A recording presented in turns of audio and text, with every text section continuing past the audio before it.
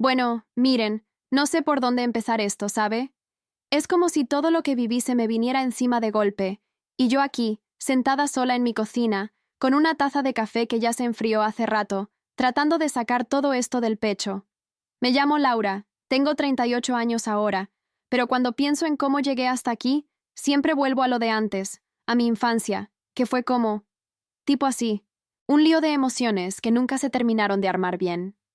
Mis padres, ay, ellos se separaron cuando yo tenía 8 años, ¿saben?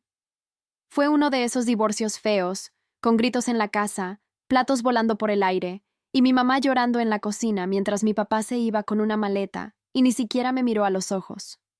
Yo me quedaba en mi cuarto, abrazando mi muñeca vieja, esa que tenía el pelo todo enmarañado, pensando que si era buena, si no hacía ruido, quizás no se iría. Pero se fue, y desde ahí, tipo, crecí con este miedo enorme a que la gente que quiero me deje tirada, como si yo no valiera nada. Mi mamá, pobrecita, se volvió una mujer amargada, trabajando de mesera en un bar hasta tarde, y yo la veía llegar con los ojos hinchados, oliendo a cigarrillos y perfume barato de otros clientes. Ella me repetía siempre, los hombres son así, Laura, te usan y te botan. Y yo, como una tonta, me lo creí, ¿sabe? En la escuela, era la niña callada, la que no se metía en problemas, pero por dentro me sentía sola, como si llevara un vacío que nadie veía.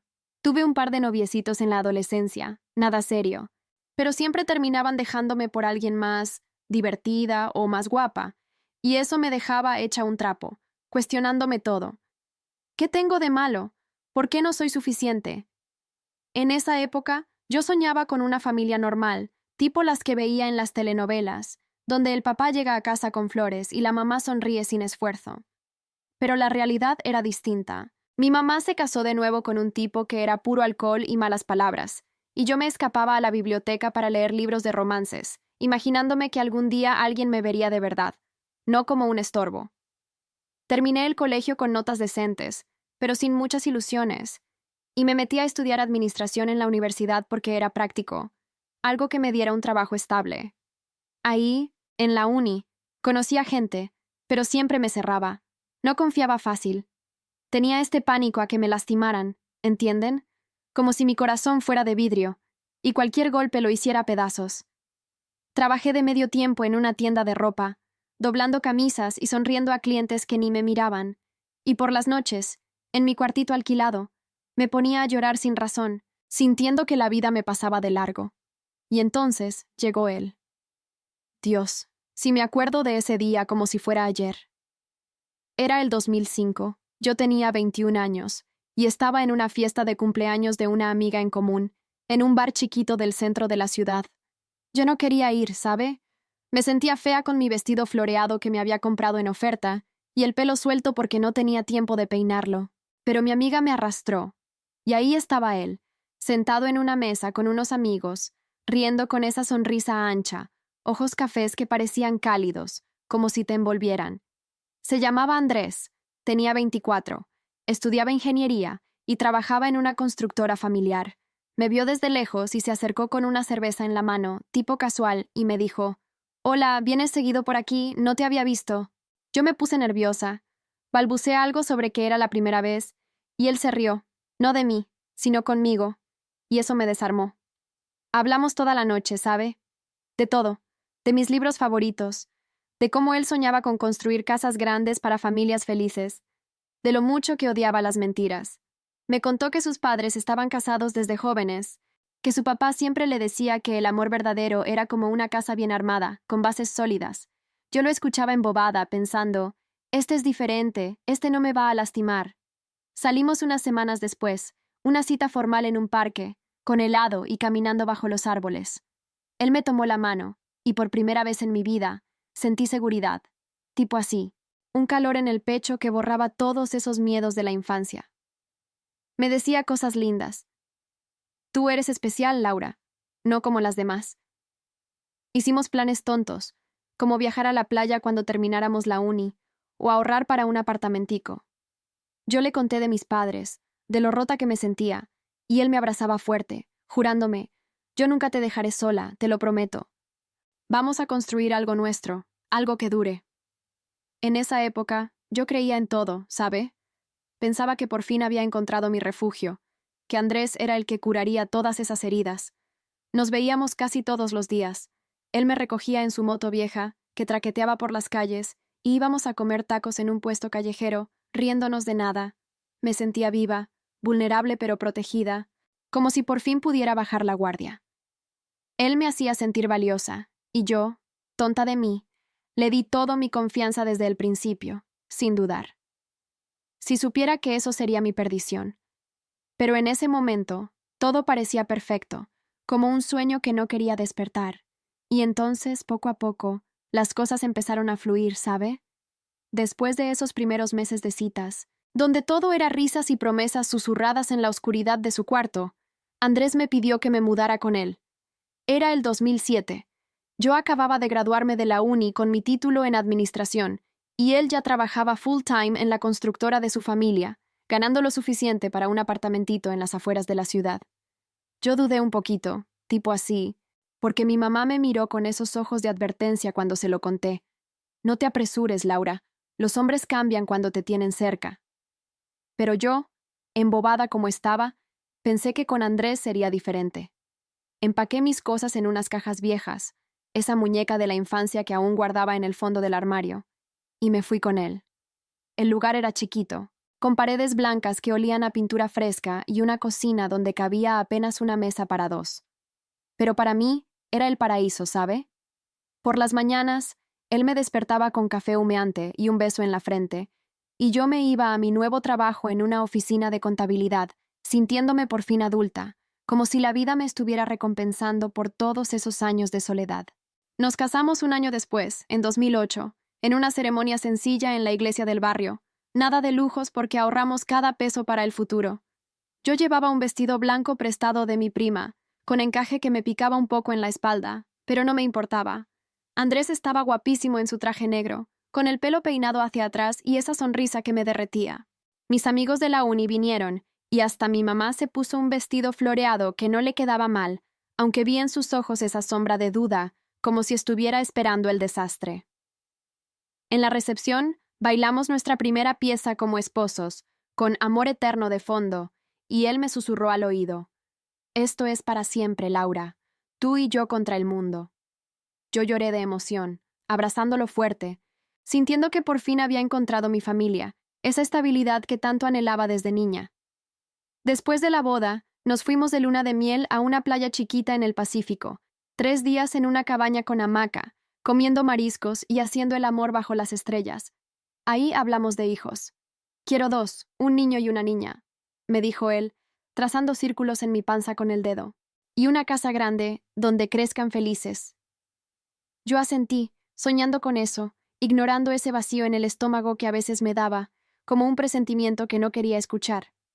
La vida se estabilizó rápido, tipo así, en una rutina que me hacía sentir segura. En 2009, Andrés consiguió un ascenso en la constructora. Su papá le dio más responsabilidades y empezó a llegar a casa con cheques más gordos. Yo, mientras tanto, subí de puesto en la oficina, manejando las cuentas de unos clientes grandes, y por las noches, cuando él llegaba cansado pero contento, cocinábamos juntos, yo picando cebollas para un guiso, él abriendo una cerveza y contándome del día, de cómo había supervisado la construcción de un edificio nuevo en el centro. Compramos muebles a plazos, una sala de 3 piezas en cuero sintético que crujía cuando nos sentábamos, y un refrigerador que zumbaba bajito en la cocina. Los domingos, íbamos al mercado a comprar frutas frescas, y él cargaba las bolsas pesadas, bromeando: «Mira cómo cuido de mi reina». Yo me reía, sintiéndome afortunada, como si mis traumas de infancia se hubieran evaporado. Empezamos a ahorrar para la casa propia. En 2010, pusimos una entrada en una parcela en un barrio nuevo, con jardín chiquito y espacio para un columpio. La construcción tardó meses, pero verlo avanzar, con Andrés yendo los fines de semana a supervisar los ladrillos y el techo, me llenaba de orgullo. «Esto es nuestro sueño hecho realidad», me decía él, y yo lo creía, ¿sabe? Por completo.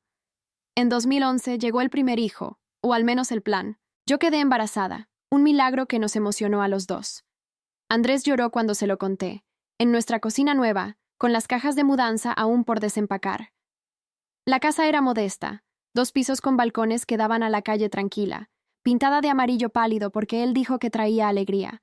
El embarazo fue duro. Tenía náuseas todo el tiempo, y Andrés me mimaba, trayéndome ginger ale y masajeándome los pies hinchados después del trabajo. Yo dejé el empleo por unos meses para cuidarme, y él trabajaba más horas para compensar, llegando tarde, pero siempre con una excusa cariñosa. Es por nosotros, amor, por el bebé. Dimos a luz a Mateo en noviembre de ese año, un varoncito chillón con ojos como los de su papá. Esa noche en el hospital, con el olor a desinfectante y el llanto ecoando, Andrés me tomó la mano y juró: «Vamos a ser los mejores padres». Los primeros meses fueron caóticos pero hermosos. Yo amamantando en la mecedora que compramos, él cambiando pañales a medianoche, y los 3 acurrucados en la cama grande que crujía bajo nuestro peso. La carrera de Andrés despegaba. En 2012, se convirtió en gerente junior, con viajes cortos a otras ciudades para reuniones, y yo volví al trabajo a medio tiempo, dejando a Mateo con una niñera vecina. Nuestra rutina era predecible: desayunos con avena y fruta, besos de despedida en la puerta, cenas donde hablábamos de lo lindo que era el día de Mateo, gateando por el piso de baldosas frías. Pero miren, en medio de todo eso, empecé a notar cositas, ¿sabe? Nada grande al principio, solo, como sombras en la pared. Andrés llegaba más tarde, diciendo que había papeleo extra en la oficina, y cuando le preguntaba, respondía con un «No te preocupes, es temporal». Yo lo justificaba, tipo así, pensando que era por el estrés del trabajo nuevo, por querer darnos una vida mejor. A veces, en la cama, se quedaba mirando el techo en silencio, y cuando le tocaba el brazo, se giraba y me besaba rápido, pero sin esa pasión de antes. «Estás cansado, amor», le decía yo, y él asentía, pero yo sentía un frío en el pecho, como si algo se estuviera alejando. Criticaba chiquitas cosas mías, disfrazado de broma. «Laura, ¿por qué siempre usas esa blusa vieja? Deberías arreglarte más para mí». Yo reía, nerviosa, pensando que era su forma de decirme que me quería guapa, pero por dentro me dolía, recordando las inseguranzas de mi niñez.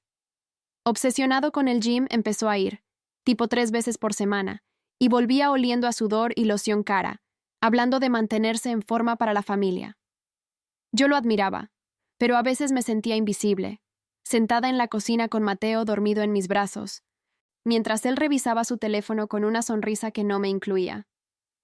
En 2013, planeamos el segundo hijo, pero él pospuso. «Esperemos un poco, con mi promoción nueva». Yo asentí, minimizando, diciéndome que era responsable, que me amaba. Si supiera que esos silencios eran el principio del fin. Pero en ese momento, todo parecía estable, como una casa bien construida, o eso me decía a mí misma para no romper el sueño.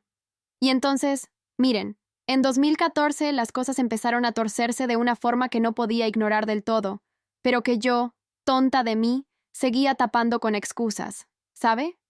Mateo ya tenía 3 años, un chiquillo travieso que corría por el jardín con su pelota roja desinflada, gritando «Papi, mira», cada vez que Andrés llegaba. Yo estaba de vuelta full time en la oficina, manejando facturas y correos que se acumulaban como pilas de platos sucios. Y por las noches, después de bañar a Mateo y leerle ese librito de dinosaurios que tanto le gustaba, me sentaba en el sofá con una copa de vino barato, esperando a que él entrara por la puerta. Pero cada vez llegaba más tarde, tipo 9 o 10 de la noche, con la corbata floja y el pelo revuelto, oliendo a café de oficina y algo más. Un perfume que no era el suyo, pero yo me decía, debe ser de algún cliente o del gym. Él se disculpaba con un beso rápido en la mejilla. «Perdón, amor, hoy fue un día loco con el proyecto del mall nuevo». Y yo asentía, sonriendo forzada, porque no quería ser la esposa quejosa, la que recuerda a su mamá con sus dramas eternos. Al principio eran solo silencios, ¿sabe?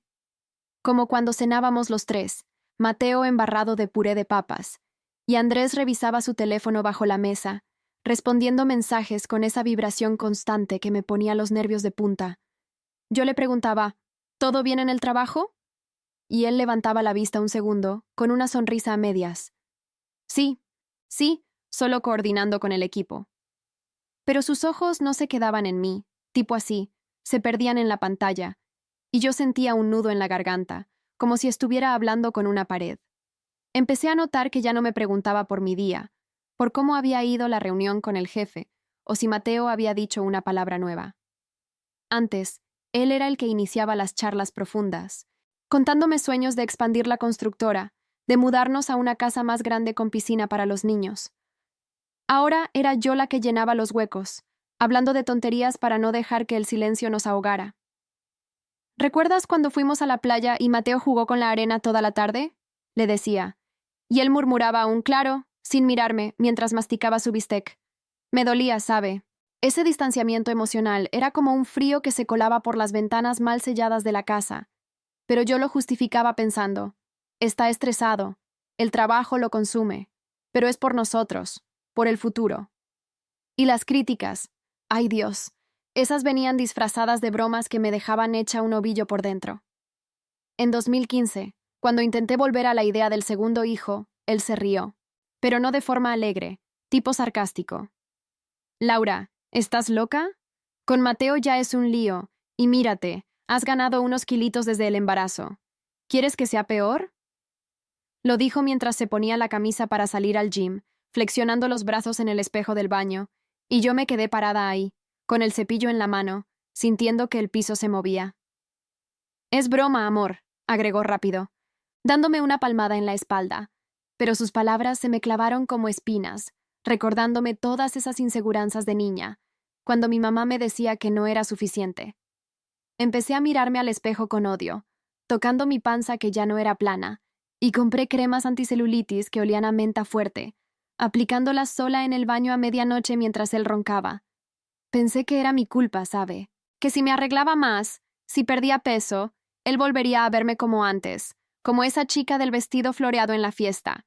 Así que empecé a ir al gym con él algunas veces, sudando en la cinta mientras él charlaba con una recepcionista rubia que reía de sus chistes, y yo me sentía invisible, como un mueble más en la casa. La obsesión por el trabajo se volvió peor ese año. Andrés aceptó un puesto senior, con viajes semanales a México DF para reuniones con inversionistas, y salía los lunes temprano, volviendo el viernes con maletas llenas de ropa sucia y regalitos para Mateo.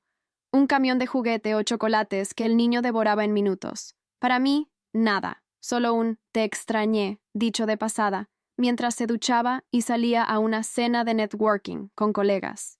Yo lo esperaba en casa, con la cena recalentada en el microondas que pitaba solo, viendo series en la tele para no pensar en el vacío.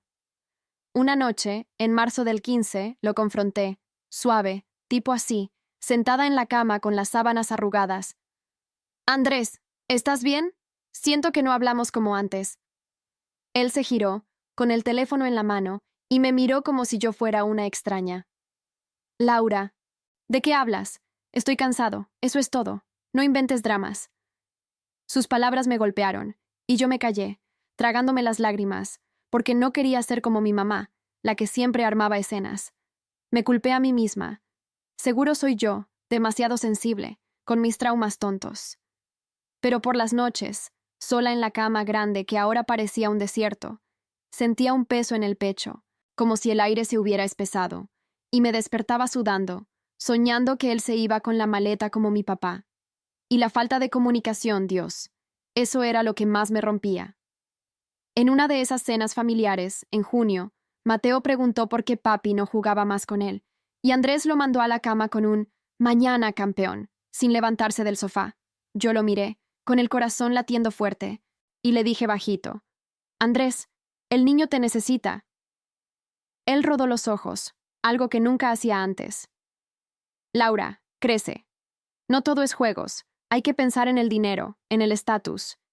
¿Quieres que seamos como tus padres, viviendo de migajas?» Fue como un puñetazo, ¿sabe? Mencionó mi infancia así, cruda, y yo me quedé helada, con las manos temblando sobre la mesa de madera que habíamos comprado juntos. Cambió de valores de la noche a la mañana. Antes hablaba de familia por encima de todo. Ahora era el éxito, las apariencias, el mantenerse arriba. Compró un reloj caro, un Rolex falso pero brillante, y lo presumía en fotos de Instagram que subía desde el trabajo, con captions como «haciendo historia». Yo veía esas notificaciones en mi teléfono, sentada en la cocina con el café frío, y sentía celos de esa vida que no me incluía. Intenté perdonarlo, minimizar. Es una fase. El estrés lo cambia, pero me ama, ¿verdad? Planeamos unas vacaciones en diciembre, a las montañas, para reconectar, y él accedió a regañadientes. Está bien, si te hace feliz. Pero en el fondo, yo empezaba a sentir que algo se quebraba, un hilo fino que se tensaba, y aunque lo negaba, el miedo de la infancia volvía, susurrándome que la historia se repetía. Si tan solo hubiera escuchado esa voz. Pero seguí adelante, aferrándome a los restos de lo que fuimos, ignorando el abismo que se abría. Y entonces, en el 2016, las cosas se pusieron como... tipo así, más pesadas, ¿sabe? Mateo ya iba a kinder, con su mochilita azul que le colgaba hasta las rodillas, y yo lo llevaba cada mañana, besándolo en la mejilla mientras él corría hacia la puerta con sus amiguitos. Nuestra casa, esa que tanto soñamos, ahora se sentía como un cascarón vacío, con las paredes amarillas que antes me alegraban, pero que ahora me miraban de vuelta como testigos mudos de lo que se estaba rompiendo. Andrés seguía con sus viajes, pero ya no eran semanales. Eran como una rutina que lo alejaba cada vez más, y yo, en la oficina, revisando números que no me importaban, me ponía a pensar en nosotros, en cómo todo empezó a inclinarse sin que yo lo viera venir. Una tarde, en febrero, llegué temprano del trabajo porque tenía un dolor de cabeza que me martilleaba las sienes, y encontré la casa en silencio. Solo el zumbido del refrigerador y el reloj de la sala tic-tacando como un corazón lento. Andrés no estaba, claro, tenía una reunión importante con inversionistas, pero en la mesa de la cocina vi su teléfono olvidado, vibrando con notificaciones que no paraban. Yo nunca tocaba sus cosas, ¿sabe? Respeto. Eso era sagrado para mí desde el principio. Pero esa vez, con el estómago revuelto, lo agarré, solo para ver la hora o algo inocente. Y ahí, en los mensajes, vi el nombre de una tal Carla Proyectos, con corazones y frases que me helaron la sangre. No puedo esperar a verte el viernes, amor. Extraño tus besos. Mi mano tembló tanto que el teléfono se me cayó al piso, rebotando contra las baldosas con un ruido que me pareció ensordecedor, y me senté en la silla, con las piernas flojas, sintiendo que el mundo se me venía abajo como un castillo de naipes. Al principio no quise creerlo. Tipo así, me dije. Debe ser un error, un malentendido. Quizás es una colega que coquetea, pero él no responde. Porque Andrés era mi roca, ¿saben? El que me prometió todo en esa playa, el que lloró con el nacimiento de Mateo. Así que cuando llegó esa noche, con su maletín en la mano y esa sonrisa cansada, yo lo esperé en la sala, con el corazón latiéndome en los oídos como un tambor. Andrés, ¿quién es Carla? Le pregunté bajito, sin acusar, solo queriendo oírlo negar, queriendo que me abrazara y dijera que era una tontería. Él se quedó quieto, pálido bajo la luz de la lámpara, y luego soltó un suspiro largo, como si lo hubiera estado esperando. Es del trabajo, Laura, nada más. No seas paranoica. Pero su voz temblaba un poquito, y no me miró a los ojos. Se fue directo a la cocina a servirse un whisky que ya no tomaba antes, y yo me quedé ahí, con las lágrimas picándome, justificándolo en mi cabeza. Está estresado, el trabajo lo pone nervioso, no es traición, solo un flirteo inocente. Me culpé a mí misma, ¿sabe? Pensé en mis kilitos extras, en cómo ya no me arreglaba como al principio, en que quizás si era más sexy, más disponible, él no buscaría eso afuera. Esa noche, en la cama, me acurruqué contra su espalda, oliendo su colonia mezclada con algo dulce que no reconocía, y le susurré: «Te amo, no me dejes sola». Pero él solo murmuró un «yo también», y se dio vuelta, dejando un espacio frío entre nosotros que se sentía como un abismo. Los días siguientes fueron un infierno disfrazado de normalidad, tipo así, yo sonriendo en el desayuno, cortando el pan para Mateo y fingiendo que todo estaba bien, mientras por dentro me moría un poquito cada vez que veía su teléfono iluminarse. Empecé a perdonarlo antes de que confesara nada, minimizando en mi mente. Es solo mensajes, no ha pasado nada físico, y si lo hizo, fue mi culpa por no ser suficiente. Recordaba mi infancia, a mi mamá perdonando al padrastro una y otra vez, y me juraba que no sería como ella, que lucharía por mi familia. Intenté reconectar, ¿sabe? Planeé una cena romántica en casa, con velas que compré en el supermercado y mi receta de lasaña que a él le gustaba. la que horneaba con queso derretido y olor a hogar. Mateo se quedó con la niñera, y cuando llegó, lo recibí con un vestido rojo que me apretaba en la cintura, maquillaje que me hacía sentir falsa. «Vamos a hablar, amor», le dije, sirviéndole vino en las copas altas que usábamos en la boda. Él se sentó, pero su mente estaba en otro lado, respondiendo a medias. «Sí, está bien, pero mañana tengo una junta temprano».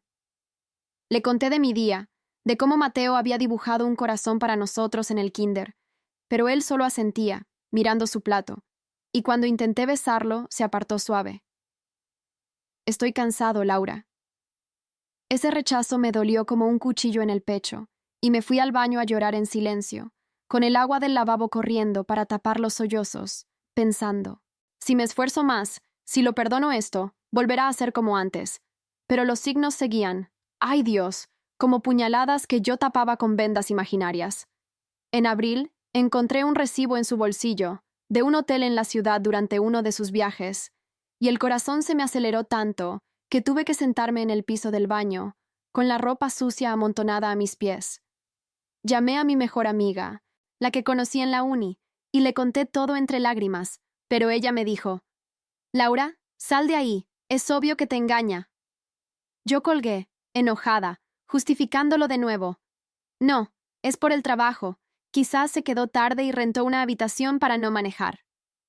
Me culpaba por dudar de él, por dejar que mis traumas de niña me hicieran paranoica. Empecé a ir a terapia sola, en secreto, sentada en una silla dura con una psicóloga que me preguntaba por mi infancia, y yo lloraba contando de mi papá yéndose, de cómo el miedo al abandono me tenía atrapada.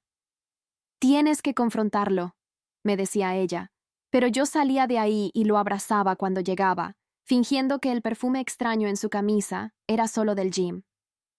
Una noche, en mayo, lo esperé despierta hasta la 1, con el reloj marcando las horas como acusaciones, y cuando entró, con los ojos rojos y la voz ronca, le dije, «Andrés, siento que nos estamos perdiendo.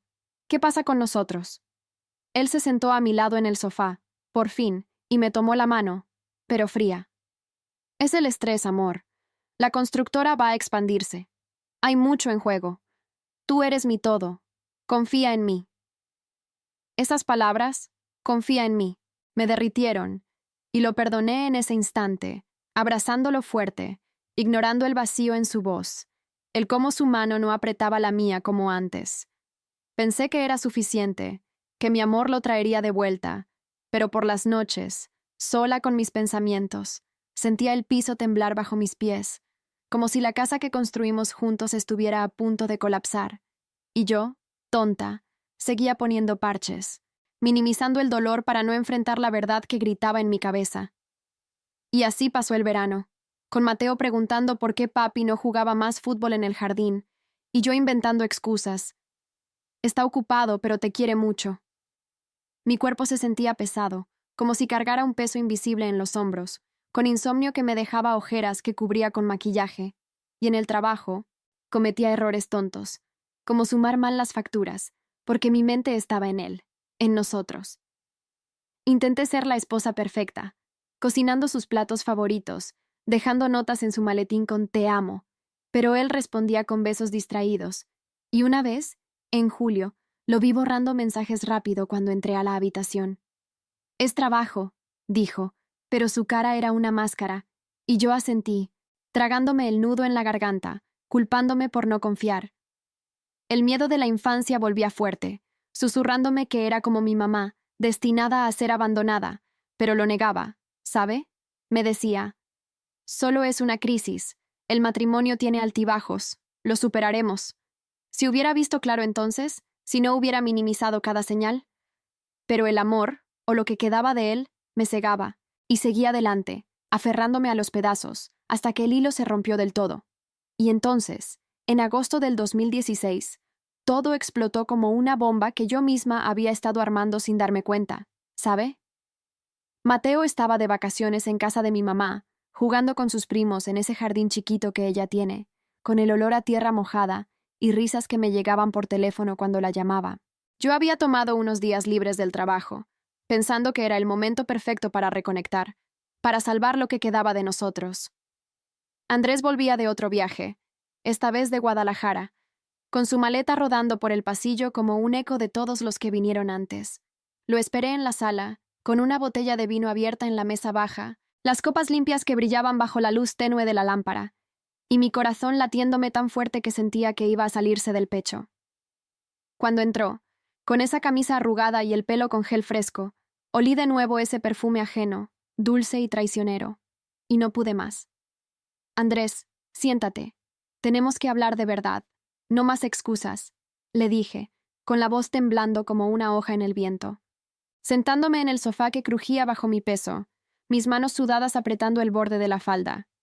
Él se quedó parado un segundo, soltando la maleta con un tut sordo contra el piso de madera, y me miró con esos ojos cafés que antes me derretían pero que ahora parecían vacíos, como pozos secos. Laura, ¿qué pasa ahora? Estoy exhausto. Déjame descansar, murmuró, pero yo negué con la cabeza, las lágrimas ya picándome en los ojos. Le conté todo, ¿sabe? Lo de los mensajes que vi, el recibo del hotel, las noches sola con el teléfono vibrando como un secreto que me apuñalaba. Dime la verdad, por favor. ¿Quién es Carla? ¿Cuánto tiempo lleva esto? Él se sentó al fin, lejos de mí, en la silla del otro lado, y se pasó las manos por la cara, soltando un suspiro que sonó como rendición. Sí, es verdad. Empezó hace un año, en un viaje de trabajo. Es diferente, Laura. Me hace sentir vivo, no como esta rutina que nos ahoga. Sus palabras me golpearon como un tren, tipo así. El aire se me fue de los pulmones, y me doblé en el sofá, sollozando sin control, con el cuerpo temblando como si tuviera fiebre. ¿Por qué? ¿Qué hice mal? Te di todo, Andrés, mi confianza, mi vida. Le grité entre hipos, y él solo bajó la mirada murmurando: No es tu culpa, es mía, pero no puedo seguir fingiendo. Esa noche no dormimos, ¿sabe? Él recogió unas cosas en una bolsa de Jim, esa negra que usaba para el trabajo, y se fue a un hotel, dejándome sola en la casa que construimos con sueños. Yo me quedé en el piso de la cocina, acurrucada contra la isla de granito frío, llorando hasta que el sol salió, con el café de la mañana anterior todavía en la taza, ahora con una mosca flotando. El impacto fue como un vacío enorme en el pecho, una confusión que me hacía cuestionar todo. ¿Fui ciega? ¿Era yo la que no vio? Llamé a mi mamá al amanecer, con la voz ronca de tanto gritar por dentro, y ella vino rápido, abrazándome en el umbral mientras yo repetía: Se fue, mamá, como papá. Pero esta vez, el abandono no era solo físico, era emocional, un hueco que me tragaba viva, haciendo que cada habitación oliera a él, a sus camisas en el armario, a los juguetes de Mateo que él ya no tocaba. Los días siguientes fueron un borrón de papeles legales, abogados que hablaban de custodia y bienes con voces frías, y yo firmando divorcio en una oficina con aire acondicionado que me helaba la piel, sintiendo que perdía no solo a Andrés, sino a la versión de mí que creí en promesas eternas. Mateo volvió, y cuando le dije que papi no viviría más con nosotros, se quedó quieto, con sus ojos grandes fijos en mí, y solo preguntó: ¿Vuelve pronto? Ese momento me rompió del todo, tipo así, el peso de ser la fuerte para él mientras yo me desarmaba por dentro, con noches de insomnio donde revivía cada beso falso, cada silencio que ignoré. El divorcio se finalizó en noviembre, 6 meses de infierno donde vendimos la casa, esa amarilla con jardín que era nuestro sueño, y yo me mudé a un apartamentito chiquito en el centro, con paredes blancas que no tenían historia y un colchón que crujía solo para mí. Andrés se llevó lo suyo, y a Mateo lo ve cada 2 semanas, pero el impacto psicológico me dejó hecha trizas. ¿Sabe? Me sentía perdida, como una niña de 8 años otra vez, abrazando cojines en vez de muñecas, con pánico a que nadie se quedara. La confusión era lo peor. ¿Por qué no vi los signos? Esos silencios en la cena, las críticas disfrazadas, el teléfono que vibraba como un traidor. Ahora lo veo claro, tardíamente, como si un velo se hubiera levantado. Todo estaba ahí, desde el 2014, cuando empezó a llegar tarde y yo lo justificaba con: es por el trabajo. Me culpé tanto tiempo pensando que mis inseguranzas de infancia me hicieron ciega, pero la verdad es que confié ciegamente, como mi mamá me advirtió, y perdí todo. La familia que soñé. la seguridad que creí tener. El sentimiento de pérdida me ahogaba. Noches enteras mirando el techo con lágrimas calientes rodando por las sienes, oliendo a soledad en las sábanas frías. Pero miren, de ese pozo salí, poco a poco, reconstruyéndome como se arma un rompecabezas con piezas rotas. Empecé terapia de nuevo, no en secreto, sino como un compromiso conmigo misma, sentada en esa silla dura contando no solo el dolor, sino la rabia que creció después, la que me dio fuerzas para soltar.